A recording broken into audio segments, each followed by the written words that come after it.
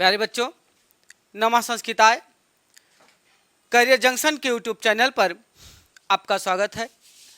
बच्चों, हमने अपने पिछली क्लास में वर्णमाला टॉपिक की चर्चा की और हमने वर्णमाला के विषय में वर्णमाला के अंतर्गत जो आने वाले वर्ण हैं उनका विभाजन हमने आपको बताया और वर्णमाला के उच्चारण स्थानों की चर्चा की तथा उनसे संबंधित सूत्रों को मैंने आपको बताया।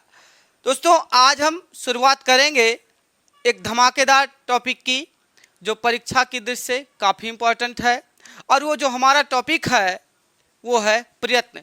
तो आज की क्लास में हम चर्चा करेंगे प्रयत्न की। चलिए चर्चा करते हैं, प्रयत्न की तरफ बढ़ते हैं हम।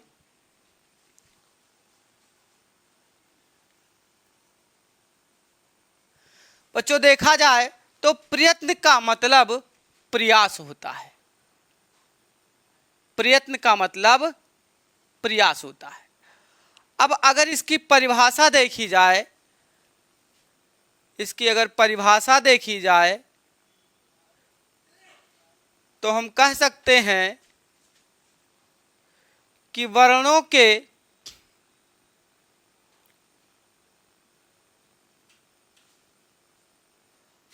उच्चारण करते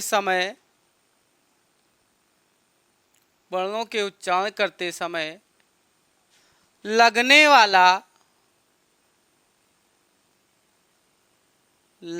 वाला एक विशेष प्रकार का बल, लगने वाला एक विशेष प्रकार का बल प्रयत्न कहलाता है। क्या कहलाता बच्चों? प्रयत्न कहलाता है। अब देखिए, यानी वर्णों का उच्चारण करते समय लगने वाला एक विशेष प्रकार का बल क्या कहलाता है? प्रयत्न कहलाता है। अब प्रयत्न दो प्रकार से, कितने प्रकार का? प्रयत्न दो प्रकार से होता है। जो सबसे पहला जो होता है उसे हम आभ्यंतर प्रयत्न कहते हैं। क्या कहेंगे? आभ्यंतर प्रयत्न कहते हैं। अब देखिए, आभ्यंतर प्रयत्न का जो स्वरूप है, जो इसकी परिभाषा है कि ऐसी चेष्टा जो वर्ण की ध्वनि निकलने से पहले मुख के अंदर होती है।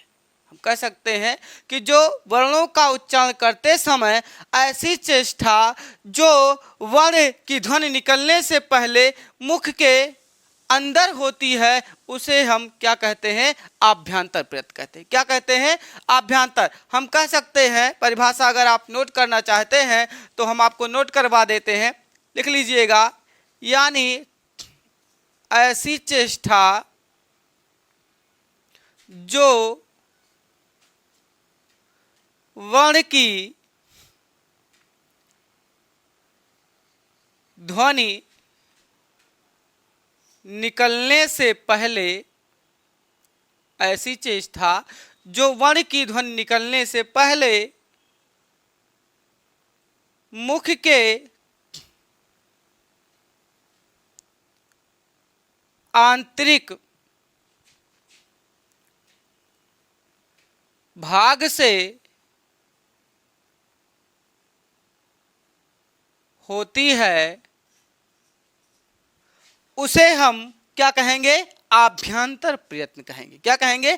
आभ्यंतर प्रयत्न। अब अगर आपसे कोई पूछेगा कि आभ्यंतर प्रयत्न कितने प्रकार का होता है, तो बच्चे आभ्यंतर प्रयत्न जो होता है वह 5 प्रकार से होता है। कितने प्रकार का होता है? 5 प्रकार का होता है। तो जो सबसे पहला जो प्रयत्न होगा वो आपका होगा अस्पृष्ट। जो आभ्यंतर प्रयत्न होगा वो सबसे पहला जो होगा वो आपका क्या होगा? अस्पृष्ट होगा। और दूसरा जो स्वरूप होगा वो होगा ईसत अस्पृष्ट। क्या होगा? ईसत अस्पृष्ट होगा। जो तीसरा स्वरूप होगा वो होगा ईसत विवृत होगा। वो क्या होगा? ईसत विवृत होगा। और जो चौथा होगा वो होगा आपका विवृत। और जो पांचवा अभ्यंतर प्रयत्न होगा वो होगा आपका संवृत। यानी जब कभी भी पूछेगा आपसे कि आभ्यंतर प्रयत्न कितने प्रकार का होता है, तो आभ्यंतर प्रयत्न आप कितना बताएंगे? 5 प्रकार का होता है। कितने प्रकार का? 5 प्रकार का आभ्यंतर प्रयत्न होता है। सबसे पहला अस्पृष्ट होता है। तो हमने आपको अस्पृष्ट पढ़ाया है।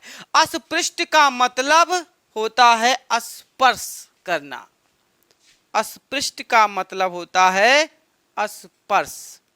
अब देखिए इसका मतलब अब आपको याद आ गया होगा कि स्पर्श क्या है। तो हमने हिंदी में आपको या वर्णमाला में, संस्कृत वर्णमाला ही क्यों ना हो, उसमें हमने आपको पढ़ा दिया कि इन्हें स्पर्श व्यंजन भी कहा जाता है। ध्यान में रखिएगा, जो हमारे अस्पृष्ट होंगे वो स्पर्श व्यंजन, परिभाषा तो आपको पता ही चल ही गया होगा। यानी ऐसी ध्वनियाँ जिनका उच्चारण करते समय जो हमारी प्राणवायु है वह मुख के आंतरिक भाग कंठ, किसको कंठ तालु, मूर्धा, दंत, ओष्ठ आदि।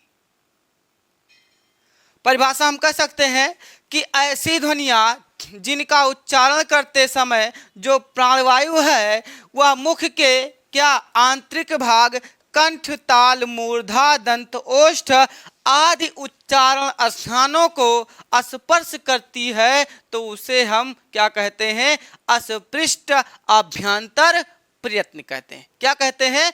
अस्पृष्ट आभ्यंतर प्रयत्न कहते हैं। और इसके अंतर्गत जो आने वाले वर्ण हैं वो का से लेकर कहां तक होते हैं? मां तक होते हैं। का से लेकर कहां तक होंगे?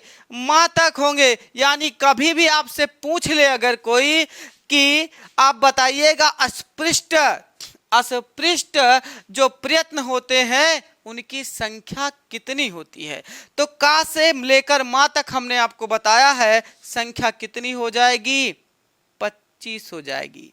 यही आपके क्या है? स्पर्श व्यंजन है। क्या है? स्पर्श व्यंजन। यानी अस्पृष्ट को ही हम क्या कहेंगे? स्पर्श व्यंजन कहते हैं। कोई डाउट? ध्यान में रखिएगा। अब देखिए दूसरा जो स्वरूप हमारा है वो क्या? ईसत अस्पृष्ट। ईसत का मतलब होता थोड़ा।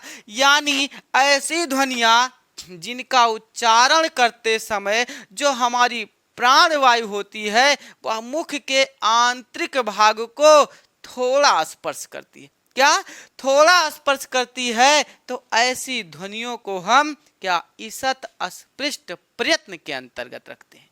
किसके अंतर्गत? ईसत अस्पृष्ट प्रयत्न के अंतर्गत रखते हैं। अब देखिए जो इसका स्वरूप होगा इसके अंतर्गत आपके आएंगे अंतहस्त व्यंजन वर्ण। क्या आएंगे? अंतहस्त व्यंजन। कौन आएगा? अंतहस्त व्यंजन वर्ण। वहां हिंदी का अंतहस्त और संस्कृत का ईसत अस्पृष्ट होगा। क्या होगा? ईसत अस्पृष्ट। क्यों? क्योंकि इसके उच्चारण में जो प्राणवायु होती है वो मुख के आंतरिक भाग को थोड़ा यानी कम स्पर्श करती है, तो इन्हें हम क्या? ईसत अस्पृष्ट प्रयत्न के अंतर्गत रखते हैं। अब देखिए ये आपके या हो जाएंगे, रा हो जाएंगे, ला हो जाएगा और आपका क्या हो जाएगा? वाह हो जाएगा। ये आपके क्या है? ईसत अस्पृष्ट। अब देखिए ईसत विवृत की बात करें तो ईसत का मतलब थोड़ा, लेकिन विवृत का मतलब विस्तार होता है। ईसत का मतलब क्या होगा? थोड़ा, और विवृत का मतलब विस्तार होता है। कहने का मतलब हम कह सकते हैं कि ऐसी ध्वनियाँ जिनका उच्चारण करते समय जो हमारी प्राणवायु होती है, या हम कह सकते हैं कि ऐसी ध्वनियाँ जिनका उच्चारण करते समय जो हमारा मुख का आंतरिक भाग है वो थोड़ा खुलता है, थोड़ा ज्यादा खुलता है। यानी ईसत विवृत है तो मुख का आंतरिक भाग क्या थोड़ा ज्यादा खुलता है। तो इस तरह से इसे हम ईसत विवृत के अंतर्गत रखते हैं। इसे हम क्या रखते हैं, ईसत विवृत के अंतर। और इसके अंतर्गत आपके आते हैं ऊष्म व्यंजन। कौन आता है, ऊष्म व्यंजन। आप जानते हैं ये आपके सा होते हैं, खष्टी सा होते हैं और दंती सा है और क्या है हाय। इस तरीके से ये आपके क्या है ऊष्म व्यंजन। तो उस व्यंजन वर्णों को किसके अंतर्गत रखा जाता है, ईसत विवृत आभ्यंतर प्रयत्न के अंतर्गत। अब देखिए विवृत का मतलब होता है विस्तार। विवृत का मतलब क्या होता है, विस्तार। तो थोड़ा वहां से हिंदी वर्णमाला से और थोड़ा यहाँ से लेकर इस परिभाषा से थोड़ा अंतर है। ध्यान में रखिएगा ये दोनों अंतर अलग अलग हो जाते, वहाँ का स्वरूप अलग हिंदी का हो जाता है और संस्कृत का विवृत अलग हो जाता। अब देखिए विवृत का मतलब होता है पूर्ण रूपेण विस्तार। क्या होता है, पूर्ण रूपेण विस्तार। यानी हम कह सकते हैं कि ऐसी ध्वनियाँ जिनके उच्चारण में मुख का आंतरिक भाग पूर्ण रूपेण खुल जाता है, लेकिन ईसत विवृत में पूर्ण रूपेण नहीं आधा खुला होता है, लेकिन विवृत में मुख द्वार पूर्ण रूपेण खुल जाता है और इसके अंतर्गत सभी स्वर आते हैं। इसके अंतर्गत कौन आता है, सभी स्वर। यानी ये आपका आ हो जाएगा, ये आपका ई हो जाएगा, ये आपका, चलिए इस तरह से आप लिख सकते हैं आ ई उ, या आप सभी स्वर लिख सकते हैं। आप हिंदी वाले 11 की बात करेंगे तो यहाँ से हम कर देंगे सभी को लिख देते हैं। यानी यहाँ ये आपका छोटा आ भी हो जाएगा, बड़ा आ भी हो जाएगा और इसका भी स्वरूप होगा। यानी इस तरह से ये सारे जो वर्ण हो जाएंगे ये आपके किसके अंतर्गत रहेंगे, विवृत के अंतर्गत। और यहां तक ये आपके इस तरह से आपके जो स्वर होंगे, सभी स्वर होंगे वो किसके अंतर्गत रखे जाएंगे, विवृत के अंतर्गत रखे जाएंगे। चलिए जो अगला स्वरूप है वो हमारा क्या, संवृत्त। तो सम का मतलब समान और वृत्त का मतलब आप जानते हैं गोला होता। हम कह सकते हैं परिभाषा इसकी कि ऐसी ध्वनियाँ जिनके उच्चारण में जो मुख का आंतरिक भाग होता है वह बंद या ढका रहता है, वह बंद या ढका रहता है, तो उसे हम संवृत्त कहते हैं। क्या कहते हैं, संवृत्त कहते हैं। लेकिन विवृत में भी छोटा आ को रखा गया है और संवृत्त में भी रखा जाएगा, क्योंकि यहाँ से इसका स्वरूप अगर हटाएंगे तो इसके अंतर्गत केवल ह्रस्व आ आता है। देखो अगर यहाँ से संवृत्त पूछेगा तो आप बताएंगे इसके अंतर्गत केवल ह्रस्व आएगा, केवल ह्रस्व आ आता है। तो एक तरीके से अगर देखा जाए आप सभी स्वर कह दिए थे तो यहाँ विवृत में हमने रख दिया, लेकिन यहाँ से इसको आप हटा भी सकते हैं। अगर ना लिखना हो तो आप मत लिखिए, लेकिन सभी स्वर जो होंगे वो विवृत में आएंगे, लेकिन केवल ह्रस्व आ जो होगा वो किसके अंतर्गत आएगा, संवृत्त के। तो इस तरह से जो आपके आभ्यंतर प्रयत्न हैं वो कितने प्रकार के होंगे, 5। कौन कौन से, अस्पृष्ट, ईसत अस्पृष्ट, ईसत विवृत, विवृत और संवृत्त। यानी फिर से उंगली पर याद करेंगे क्या, अस्पृष्ट का मतलब स्पर्श व्यंजन, याद करेंगे ईसत, ईसत अस्पृष्ट यानी अंतःस्थ व्यंजन, याद करेंगे ईसत विवृत यानी उस व्यंजन, याद करेंगे विवृत यानी सभी स्वर, और याद करेंगे संवृत्त केवल ह्रस्व आता है। तो इस तरह से हमने आपको आभ्यंतर प्रयत्न बताया, और आभ्यंतर प्रयत्न में हमने बताया कि इसमें जो चेष्टा होती है वो हमेशा वर्ण की ध्वनि निकलने से पहले मुख के आंतरिक भाग से होती है, तो उसे हम आभ्यंतर प्रयत्न कहते हैं। और आभ्यंतर प्रयत्न 5 प्रकार का होता है। चलिए स्क्रीनशॉट ले लीजिए। अब हम चर्चा करते हैं जो दूसरा प्रयत्न है उसकी चर्चा हम करेंगे तो वो है आपका बाह्य प्रयत्न। कौन सा है? बाह्य प्रयत्न। लेकिन आप क्या बताएंगे? आभ्यंतर प्रयत्न कितने प्रकार का होता है? तो आप बताएंगे आभ्यंतर 5 प्रकार का होता है। तो चलिए चर्चा हम करते हैं बाह्य प्रयत्न की। चलिए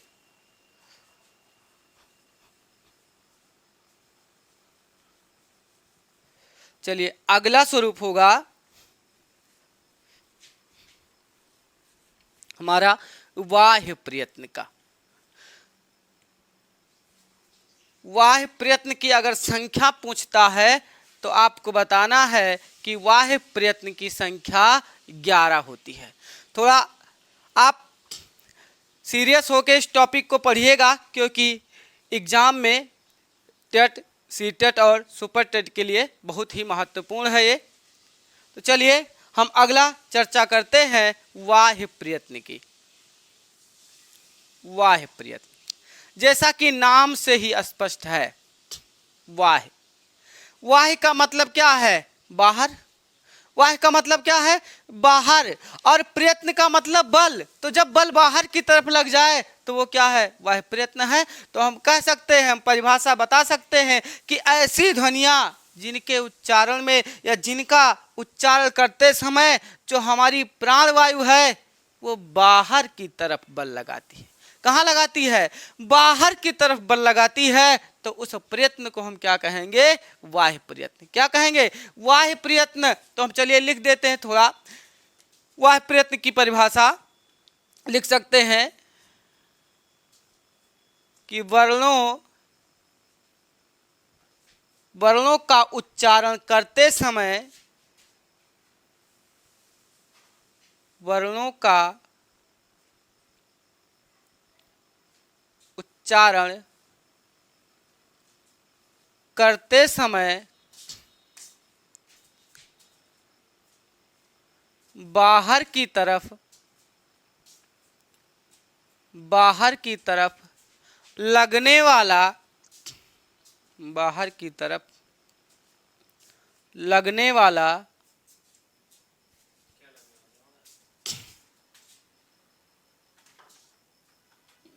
या न पूरा होत बाह्य प्रयत्न।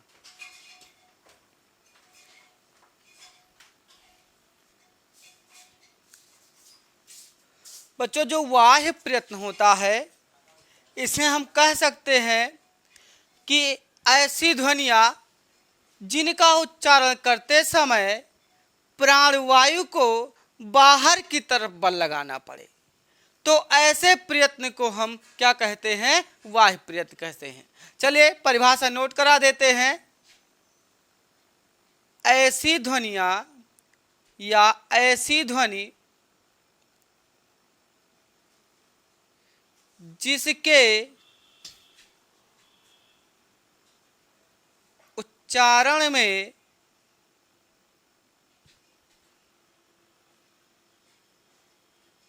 बाहर की तरफ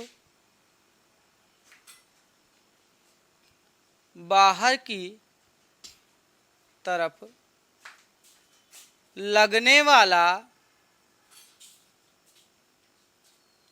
विशेष प्रकार का बल। ऐसी ध्वनियां जिसके उच्चारण में बाहर की तरफ लगने वाला विशेष प्रकार का बल बाह्य प्रयत्न कहलाता है। क्या कहलाता है? आप कह सकते हैं कि ऐसी ध्वनियां जिसके उच्चारण में जो हमारी प्राणवायु होती है वो बाहर की तरफ बल लगाती है, तो ऐसे प्रयत्न को हम बाह्य प्रयत्न कहते हैं। कभी पूछे कि बाह्य प्रयत्न की संख्या कितनी होती है, तो बाह्य प्रयत्न की संख्या 11 होती है। कितनी होती है? 11। चलिए सबसे पहला जो प्रयत्न होता है वो आपका होगा अघोष, दूसरा होगा अघोष सघोष, तीसरा होगा विवार, चौथा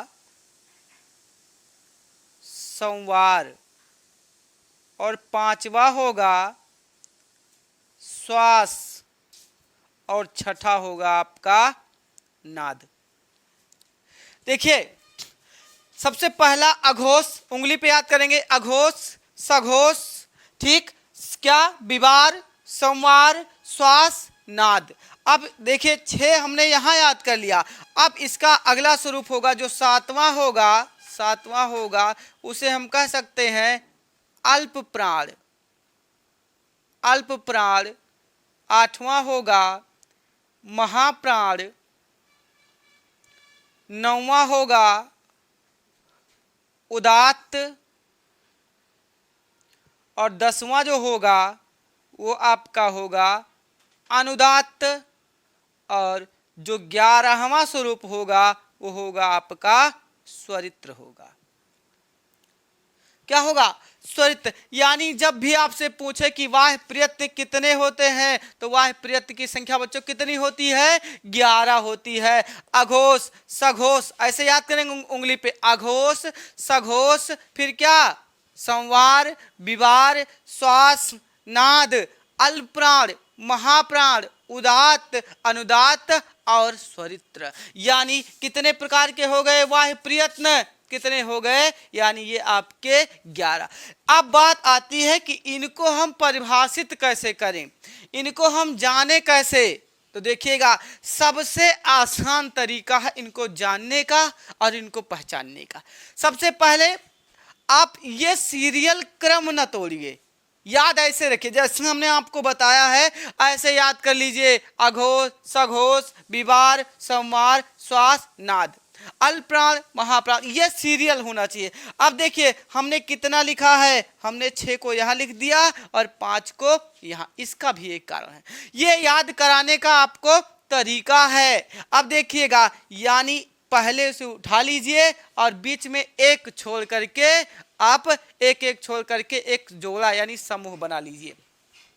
तो पहला हमने यहाँ से उठाया, यानी अघोष के बाद सघोष छोड़ देंगे, एक छोड़ेंगे, किस पे आ जाएंगे? विवार पे आ जाएंगे। किसके? विवार पे। और विवार को छोड़ेंगे तो हम आ जाएंगे किस पे? श्वास पे आएंगे, पहुंचेंगे। तो इस तरह से देखा जाए तो जो पहला जो हमारा समूह बना है वो किसका? अघोष का बन गया। किसका बन गया? अघोष का बना। दूसरा किसका बना? विवार का बन गया। और तीसरा जो बन गया वो आपका क्या बन गया? श्वास का। ये पहला जोड़ा है, ये पहला जोड़ा है जिसके अंतर्गत अघोष, विवार और श्वास आ जाते हैं। अब देखिए एक इधर से, यानी एक छोड़ करके, तो यहाँ 2 से उठाइए, एक हो गया, 2 से उठाएंगे तो आप कहाँ पहुंचेंगे? 4 पे, और 4 से उठाएंगे आप कहाँ पहुंचेंगे? 6 पे। अब देखिएगा ये इधर का जोड़ा है, इसके साथ कौन कौन सा है?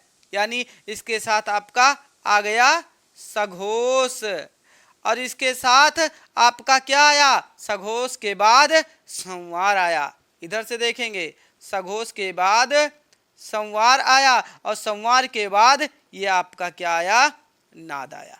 क्या आया? नाद। यानी एक का समूह बन गया आपका अघोष, विवार और श्वास का, और दूसरा आपका क्या बन गया? सघोष और क्या? संवार और नाद का। पहले इस तरह से आपको जोड़ा बना लेना है, यानी एक एक छोड़ करके अघोष, विवार और फिर कहाँ पहुंच गए? श्वास। इधर से एक छोड़ेंगे, यानी ये आपका सघोष, संवार और नाद, यानी ये 3 आपके एक साथ हो गए और ये 3 आपके एक साथ हो गए।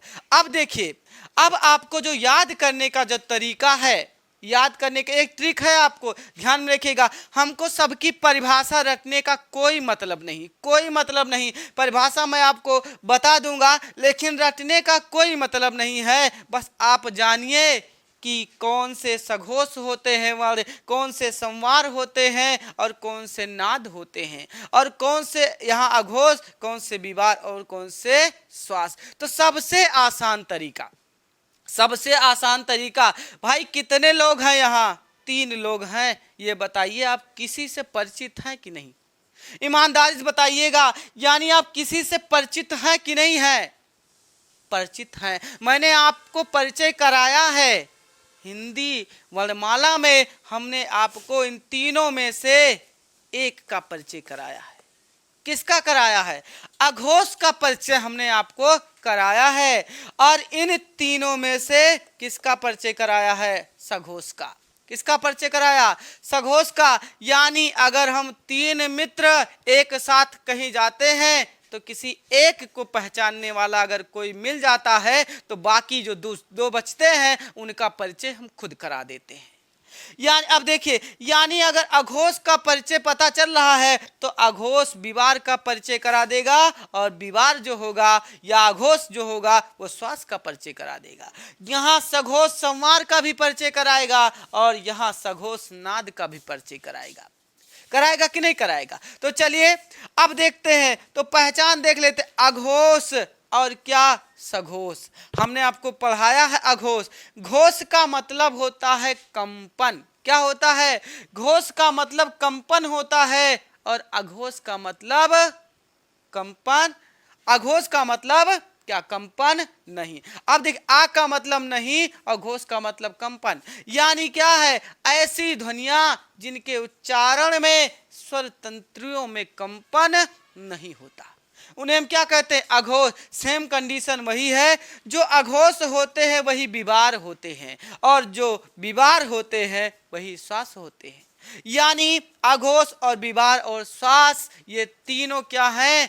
एक ही है। यहां से पहचानिए तीनों एक हो गए कि नहीं? जो अघोष है वही विवार है और जो विवार है वही श्वास है।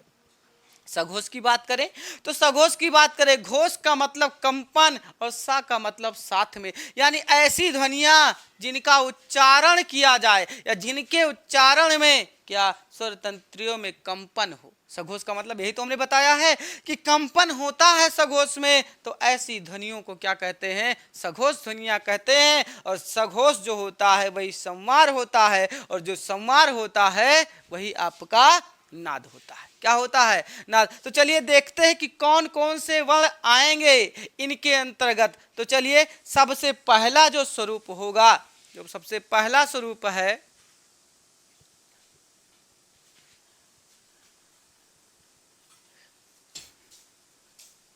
जो सबसे पहला 3-3 का जोड़ा लेके आपको चलना है। सबसे पहला साथ में है आपका सघोष और क्या है? संवार है और आपका क्या है? नाद है। अब देखिएगा बात वही है, सघोष संवार और नाद की। अब देखिए, सघोष जान जाइए, संवार पता चल जाएगा, संवार जान जाइए और क्या पता चल जाएगा? नाद। तो सघोष में किसी वर्ग का तीसरा, चौथा और पांचवा वर्ण आता। हमने आपको पढ़ाया है किसी भी वर्ग का तीसरा, चौथा और पांचवा वर्ण आता है। क्या आता है? किसी भी वर्ग का तीसरा और चौथा पांचवा वर्ण आएगा उसे हम सघोष कहेंगे, उसे हम संवार कहेंगे, उसे हम क्या कहेंगे? नाद कहेंगे। और आपने पढ़ा होगा इसके अंतर्गत आपके अंतःस्थ व्यंजन आते हैं। क्या आते हैं? अंतःस्थ व्यंजन आते हैं। और हमने बताया था कि सघोष में हा को चुरा लिया जाता है। सघोष में हा को चुरा लिया जाता है, यानी इसके साथ हम क्या लिख दें? हा लिख दें। अब देखिएगा, यानी किसी वर्ग का तीसरा, चौथा और पांचवा वर्ण जो होगा वो आपका सघोष होगा, वो आपका क्या होगा? संवार होगा, वही आपका क्या होगा? नाद होगा। अंतःस्थ व्यंजन भी और हा भी इसके साथ मिले हुए होते हैं। चलिए अब इसकी चर्चा करते हैं। यानी अब क्या आ गया? अघोष। अघोष क्या है? विवार है, विवार है और श्वास है। चलिए किसी एक से आप परिचित हैं, किसी एक से आप परिचित हैं तो एक से परिचित हो जाइए बस। तो अगर अघोष की बात करें तो किसी भी वर्ण का किसी भी वर्ग का पहला और दूसरा वर्ण जो होता है उसे हम क्या कहते हैं? अघोष कहते हैं। उसे हम क्या कहते हैं? अघोष कहते हैं। और जो अगला जो स्वरूप होगा, जो अगला जो स्वरूप होगा उसके साथ बचते आपके सा, खष्टी सा और सा बचते हैं। ये आपके बचते हैं, पहला, दूसरा और क्या, ये सभी वर्ग का होगा, प्रत्येक वर्ग का पहला, दूसरा और इसके साथ सा, खष्टी सा और सा होगा। यही आपके अघोष हैं, यही आपके विवार हैं, यही आपके क्या है, श्वास है। तो इस तरह से अगर देखा जाए तो हमने आपको सघोष, समार, नाद, अघोष, विवार और श्वास की चर्चा बताई, यानी 6 की चर्चा हमने कर ली है। अब चलिए हम चर्चा करते हैं अल्प प्राण की। अब बताइए अल्प प्राण से आप परिचित हैं कि नहीं परिचित हैं? परिचित है कि नहीं परिचित है? यानी जो अल्प प्राण होते हैं उसको भी हमने हिंदी में पढ़ाया, आपको अल्प प्राण को भी हिंदी में पढ़ाया। यानी किसी 135 बताया हमने, क्या बताया था आपको? 135 यानी ट्रिक बताई थी। तो यानी किसी भी वर्ग का पहला और तीसरा और पांचवा क्या होता है, अल्प प्राण। यानी पहला और तीसरा और पांचवा क्या होगा, अल्प प्राण, प्लस हमने आपको पढ़ाया होगा अंतःस्थ व्यंजन। क्या पढ़ाया है? अंतःस्थ व्यंजन पढ़ा कि नहीं? यानी वर्ग का पहला, तीसरा, पांचवा और अंतःस्थ व्यंजन वो अल्प प्राण होगा। और हमने आपको हिंदी में महाप्राण भी पढ़ाया है। किसी भी वर्ग का दूसरा और चौथा क्या होता बच्चे, महाप्राण होता है। और प्लस आपके क्या, ऊष्म व्यंजन। क्या होते हैं? ऊष्म व्यंजन, ये आपके होते हैं महाप्राण होते हैं। अब देखिएगा अल्प प्राण हो गया, महाप्राण हो गया। देखिए हमने आपको हिंदी में पढ़ाया है, ज्यादा कंफ्यूजन तो है नहीं इसमें, इसलिए हम अगला जो स्वरूप लेके चलते हैं वो क्या है, उदात्त। उदात्त का बच्चे सूत्र है उच्चेरुदात्त। क्या है? उच्चेरुदात्त। अब देखिए उच्चेरुदात्त, अब अगर उच्चेरुदात्त की अगर हम बात करें, उच्चेरुदात्त की तो सूत्र है उच्चेरुदात्त, और चेरुदात्त के अंतर्गत आपके आते हैं सभी स्वर आते हैं। क्या आते हैं? सभी स्वर, ये आपके होंगे क्या, उच्चेरुदात्त, यानी उदात्त हो जाएंगे।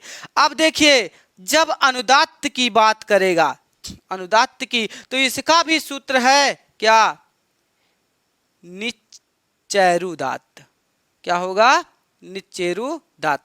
परिभाषा हम आपको बता देते हैं कि ऐसी ध्वनियां जिनके उच्चारण में जो जिह्वा होती है उसका ऊपरी भाग कार्य करता है तो उसे उच्चेरुदात्त कहते हैं, और जब जिह्वा का निचला भाग कार्य करता है तो उसे निच्चेरुदात्त कहते हैं। अब देखिएगा इसमें भी स्वर आते हैं, इसमें भी आपके क्या आते हैं, स्वर, सभी स्वर आएंगे, लेकिन एक कंडीशन है कि जितने भी स्वर आएंगे उसके नीचे एक क्षैतिज रेखा, यानी सभी स्वर आएंगे उसके नीचे एक क्षैतिज रेखा लगी होती है।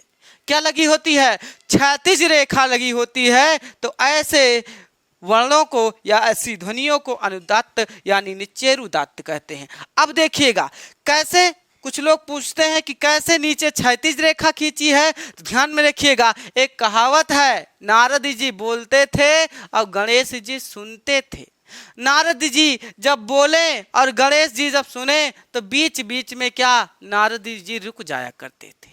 बीच बीच में नारद जी क्या करते थे, रुक जाया करते थे। तो जब रुक जाए तो आप जानते हैं बच्चों की हकीकत क्या होती है, बच्चे कुछ ना कुछ खुराफात करते जरूर है। तो जब वो रुक जाए तब ये तब तक इनका यक्कई काम हो कि जितना अक्षर लिखे हो, जितनी ध्वनियां लिखे हो, सबके नीचे एक रेखा खींच देते थे, यानी क्षैतिज रेखा खींच देते थे। कौन? गणेश जी। तो नारद लिखते थे और गणेश जी क्या सुनते थे, सॉरी नारद बोलते थे और गणेश जी जो क्या थे, लिखते थे। यानी अब क्या था, और बीच में जब नारद जी रुक जाएं तो गणेश जी क्या करें, ऐसे रेखा खींचे। बच्चों की आदत होती है कुछ ना कुछ करने की। अब अगला जो क्या होगा, स्वरित। स्वरित का जो सूत्र होगा उदात्त अनुदात्त समाहारः। उदात्त अनुदात्त समाहारः।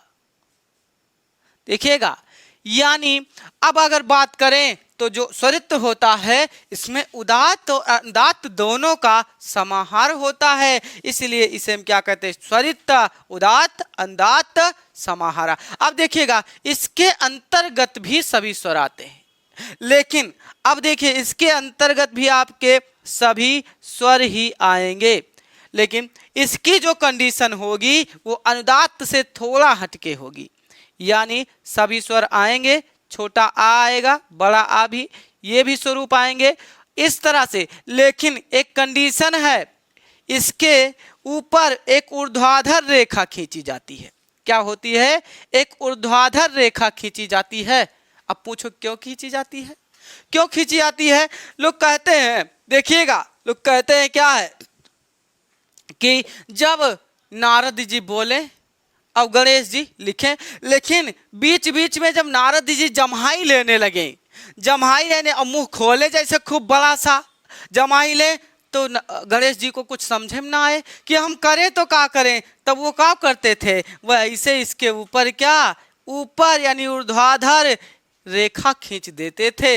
तो यानी ये जो ध्वनि है ऊर्ध्वाधर रेखा वाली, इसे हम क्या कहते हैं, स्वरित्र कहते हैं। क्या कहते हैं? स्वरित्र कहते हैं। तो इस तरह से बच्चों अगर हम बात करें वाह्य प्रयत्न की, किसकी बात करें, वाह्य प्रयत्न की, तो वाह्य प्रयत्न का यहाँ पे अंत होता है। लेकिन कभी भी आपसे बात करें कि वाह्य प्रयत्न की संख्या कितनी होती है, तो बच्चों आप कितना बताएंगे, कितना बताएंगे? वाह्य प्रयत्न की संख्या कितनी, आप तुरंत बताएंगे कि कितनी होती है, 11 होती है। चलिए देखिएगा, आपको याद करके रखना ऐसे, जैसे हमने आपसे पूछ लिया, आपसे पूछा विवार क्या होते हैं, तो विवार क्या होते हैं, यानी अगर आपको अघोष याद है तो आप जब आपको क्या विवार में, यानी जब आपको अघोष याद है तो तुरंत आप विवार की चर्चा कर लेंगे। ठीक, तो इस तरह से देखा जाए तो हमने आपको आज क्या प्रयत्न पढ़ाया, जो काफी महत्वपूर्ण आपका टॉपिक था। तो प्रयत्न में हमने आपको बताया कि हमने आपको बताया कि प्रयत्न कितने प्रकार के होते हैं। तो प्रयत्न बच्चे कितने प्रकार के होते हैं,